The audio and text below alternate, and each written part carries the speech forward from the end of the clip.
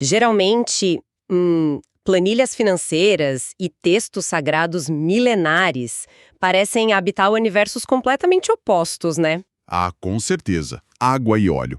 Pois é, porque de um lado a gente tem aquele diagnóstico técnico super frio.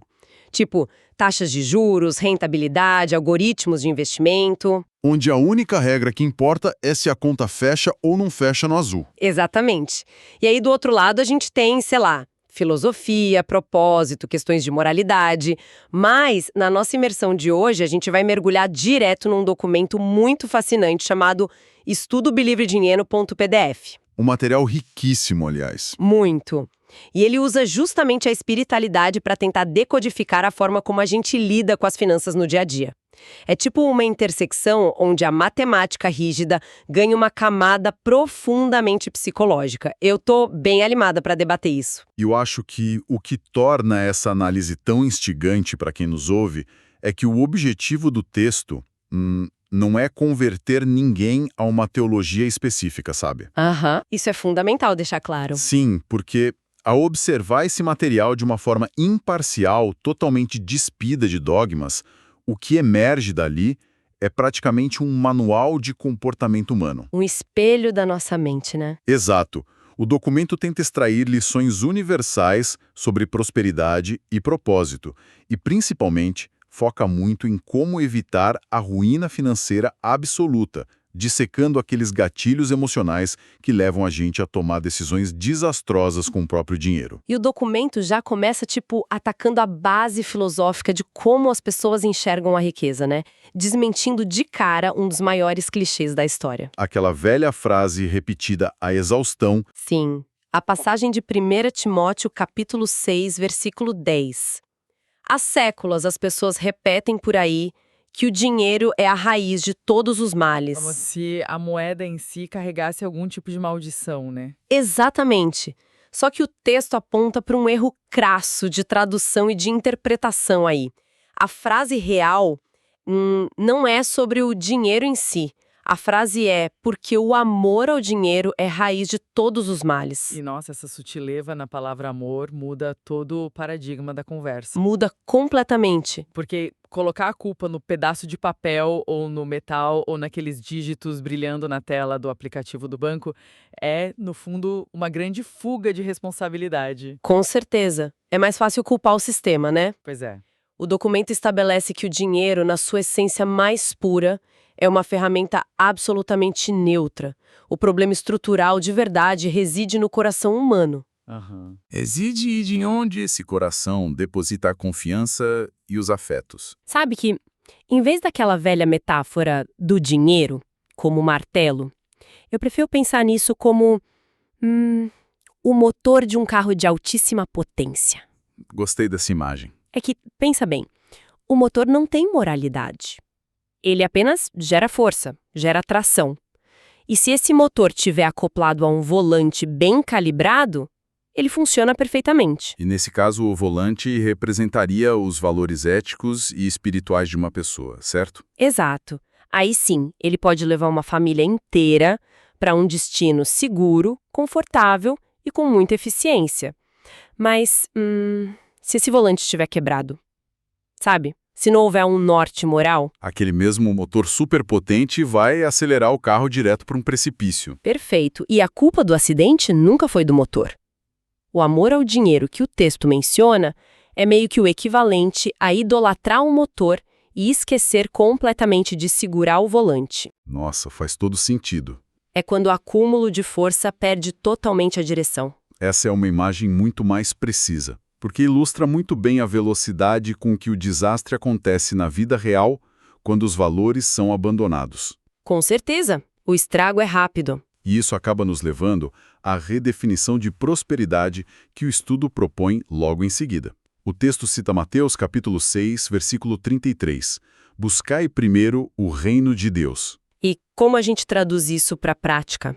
Bom, traduzindo isso para um princípio aplicável de vida diária, trata-se de subverter aquela lógica capitalista imediatista que a gente vê o tempo todo.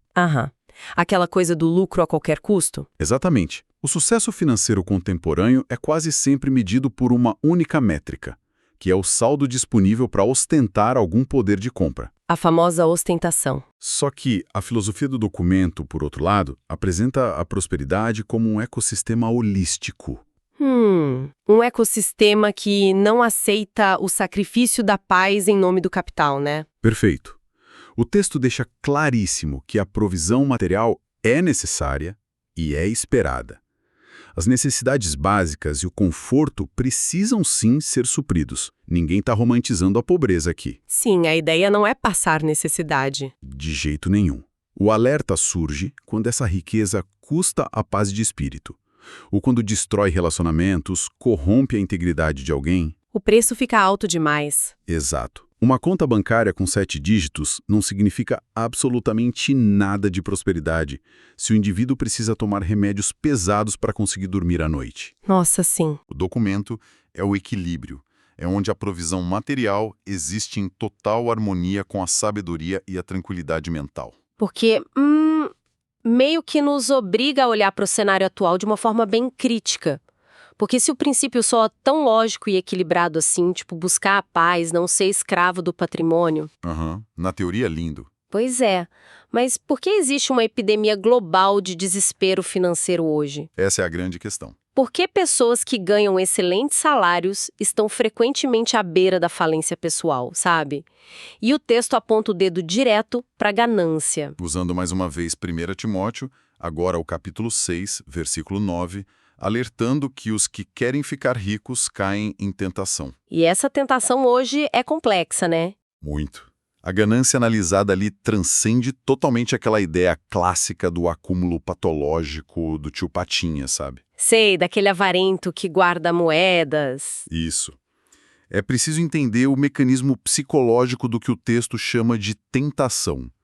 Na vida moderna, essa busca cega por mais e mais capital funciona como beber água salgada para tentar matar a sede. Caramba, que analogia pesada e real. Sim, porque quanto mais status a pessoa consome, mais desidratada emocionalmente ela fica. O objetivo principal deixa de ser a segurança da família e passa a ser simplesmente a manutenção de uma imagem. Manter as aparências a qualquer custo. Exato. E aí os limites éticos e até os limites matemáticos básicos do orçamento familiar acabam sendo completamente ignorados. E a gente não pode esquecer que o ambiente em que a gente vive hoje amplifica isso a níveis absurdos, né? Nossa, com as redes sociais, então... É exatamente isso.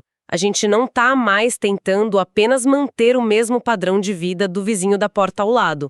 A cultura das redes sociais colocou o cérebro humano diante de uma vitrine infinita. Onde todo mundo parece mais rico e mais feliz. Pois é. Onde luxo, viagens exclusivas e conquistas são injetadas na nossa rotina a cada rolagem de tela. A ganância se tornou um algoritmo altamente sofisticado hoje em dia. Perfeita definição. Um algoritmo invisível. Ela nem se apresenta mais como avareza, ela se disfarça. Ela vem como uma necessidade de pertencimento, sabe?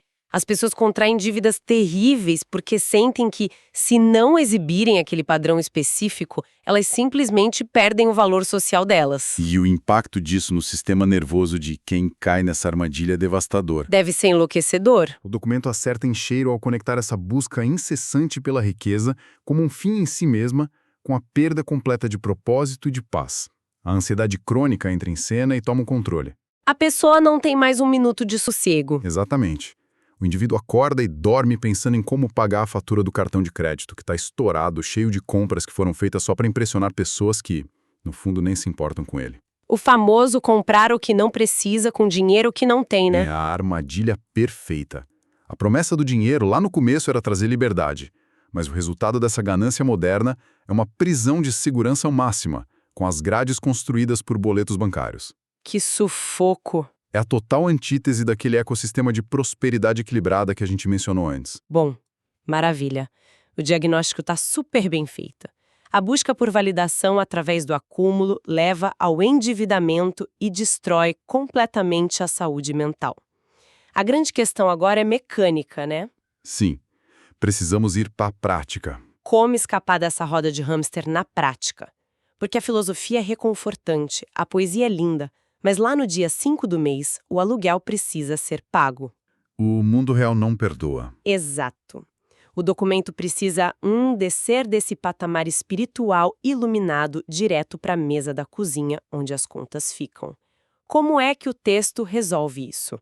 É aí que o texto aterra essa filosofia toda através de Provérbios, capítulo 21, versículo 5. Ele afirma o seguinte: os planos do diligente conduzem à fartura. Ok, diligência. Sim, a abordagem aqui abandona de vez a abstração e exige um choque de pragmatismo absurdo. Tudo através de 3 pilares inegociáveis de administração: valores, diligência e controle. Vamos quebrar esses 3, então. Vamos lá. O primeiro pilar é ancorar o comportamento em princípios elevados, o que o texto chama de colocar Deus em primeiro lugar. Certo. E no dia a dia, como isso parece? Na prática diária, isso atua como um sistema de freios ABS para as decisões financeiras, sabe? Um mecanismo de pausa. Isso. Antes de finalizar uma compra impulsiva, cria-se uma pausa obrigatória para questionar. Vem cá, esse gasto reflete os meus valores fundamentais ou é apenas um reflexo daquela água salgada do status social que a gente falou? Adorei isso de freio ABS. O segundo pilar, então, é a diligência em si, né? E eu acho super importante dissecar como o documento trata a questão do trabalho. Com certeza. Porque não há qualquer glamorização de esquemas de enriquecimento rápido ou apostas de alto risco. A diligência descrita ali é o esforço focado, a consistência de construir algo real, tijolo por tijolo, sem atalhos mágicos. Exatamente. Sem ilusões. E aí chegamos ao terceiro pilar, que é onde a matemática finalmente entra em cena de uma forma bem implacável. A parte que dói, né? O controle. É a recusa veemente de gastar 1 centavo a mais do que se ganha. Ponto. Mas, como é que se faz isso não virar uma tortura mental? Bom, para que essa tríade de valores, diligência e controle funcione e de fato quebre o ciclo de ansiedade, o documento sugere, nas entrelinhas ali da ideia de planos do dirigente, a criação de um sistema prático. Uma rotina, talvez. Sim. O antídoto mais eficaz contra o caos financeiro e emocional é instituir um ritual semanal de planejamento. Toda semana. Toda semana. Não se trata de abrir o aplicativo do banco apenas na hora que o cartão é recusado na padaria, o que só gera picos de cortisol e pânico generalizado. Trata-se de um encontro marcado, fixo e negociável com a própria realidade financeira. Vamos detalhar um pouco o mecanismo mental desse ritual, para quem nos ouve? É tipo pegar 30 minutos do domingo à noite ou da segunda-feira de manhã, sentar num ambiente silencioso, né? Exato. Sozinho e focado. Sem notificações do celular atrapalhando. Aí, ao olhar para os números de forma proativa e estruturada, o cérebro sai daquele modo instintivo de fuga e luta. Ele percebe que você tá no controle. É como acender as luzes em um porão escuro. O medo irracional simplesmente diminui, porque a ambiguidade desaparece. Você sabe exatamente o que tem lá.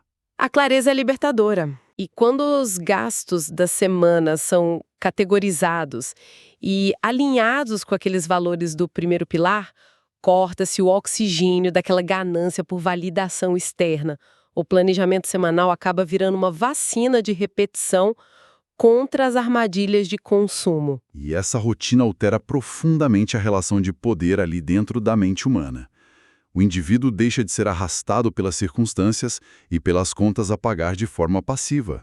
Ele assume a direção. Voltando àquela sua analogia, o motor potente do carro volta a ter um motorista consciente segurando o volante com firmeza. É essa proatividade constante que garante a provisão e, de fato, restaura a paz. Ok. A gente falou de ancorar valores, de acumular com diligência e de economizar com um planejamento semanal super rigoroso.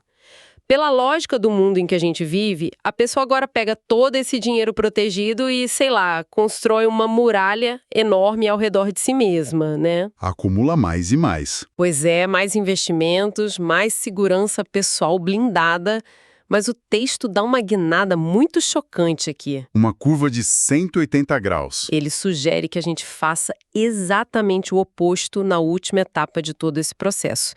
É aqui que a gente entra no terreno bem espinhoso da generosidade e dos dízimos. O documento recorre ao profeta Malaquias, capítulo 3, versículo 10. A frase é: trazei todos os dízimos à casa do tesouro. Uma instrução bem direta. Muito. E a premissa que é estabelecida a partir disso é que doar parte do que foi ganho com tanto esforço não é uma falha no sistema de acúmulo. Pelo contrário, É o que, então? é visto como o cume absoluto da maturidade financeira e espiritual. É o princípio da honra sendo colocado em prática. Olha, peraí. A matemática simplesmente não fecha agora. Como assim? Tipo, representando quem tá do outro lado ouvindo a gente agora. Se o objetivo central de tudo que a gente debateu até aqui era construir uma provisão robusta, era eliminar dívidas e garantir a segurança máxima, Certo, a construção da proteção. como é que tirar 10% ou 20% ou qualquer outra porcentagem do próprio bolso e entregar para outra pessoa ou instituição ajuda em alguma coisa? Parece um contrassenso, né? Total. Isso soa como um passo drástico para trás na busca por essa estabilidade toda. É um déficit voluntário na planilha. Explica a lógica por trás de algo tão contraintuitivo assim. É uma ótima provocação. Mas essa contradição que você apontou existe apenas se a gente continuar medindo a riqueza puramente pelos dígitos na tela. Tá. E qual é a outra métrica? A genialidade profunda dessa etapa final está na mecânica psicológica e espiritual do desapego. A generosidade retratada ali não é uma transação contábil fria, sabe? É um treinamento. É um exercício de poder sobre a própria avareza. Lembra lá no começo, quando a gente definiu que o verdadeiro perigo não era o dinheiro, mas o amor ao dinheiro? Lembro sim. O idolatrar o motor. Exatamente. A prática consistente de separar uma fatia da sua renda e entregá-la de forma voluntária, sabendo perfeitamente que aquele valor poderia comprar mais conforto ou mais segurança pessoal. Isso é o ato físico de quebrar a espinha dorsal do materialismo dentro da nossa cabeça. Nossa, é meio que uma sabotagem proposital daquela mentalidade de escassez que a gente carrega, né? Perfeito. Pensa na água de um rio, por exemplo. Se você construir uma represa gigante e impenetrável e segurar toda a água para você, o que acontece? A água eventualmente fica estagnada. Exato.